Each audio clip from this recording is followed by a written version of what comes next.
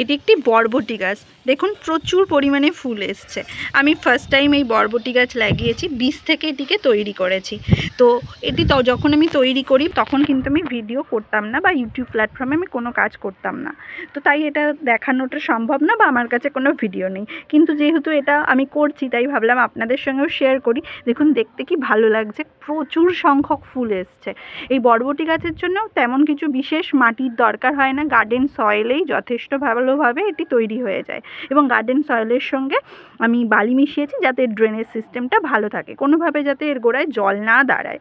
তো এইভাবে আমি এই মাটিতে এটিকে লাগিয়েছিলাম, বেশ সুন্দরভাবে গ্রোথও নিয়েছে এবং প্রচুর পরিমাণে ফুল এসছে। আর দেখুন ছোট ছোট বরবটি কিন্তু বেরোচ্ছে আর দেখতে ভীষণ সুন্দর লাগছে।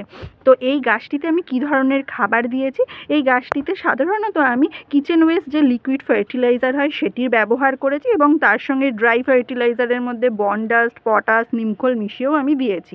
এইভাবে গাছটিকে বৃদ্ধি করতে আমি সাহায্য করেছি। এবং প্রতি সময় এই গাছটিতে একটু খেয়াল রাখতে হবে, এই গাছে কিন্তু ভীষণ পরিমাণে জাপ পোকার আক্রমণ লক্ষ্য করা যায়।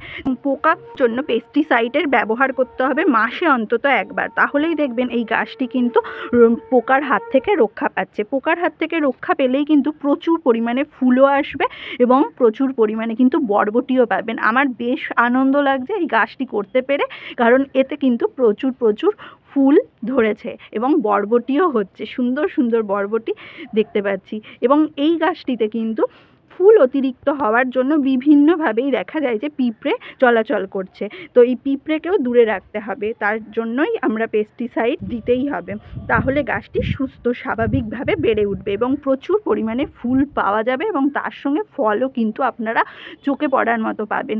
এইভাবে আপনারাও কিন্তু বাড়িতে এইভাবে সবজির গাছ তৈরি করতে পারেন। তারা অল্প পরিমাণে হলেও যদি নিজেদের হাতে তৈরি করা গাছ থেকে ফল পাই, এর আনন্দই কিন্তু আলাদা হয়ে থাকে, তাই না?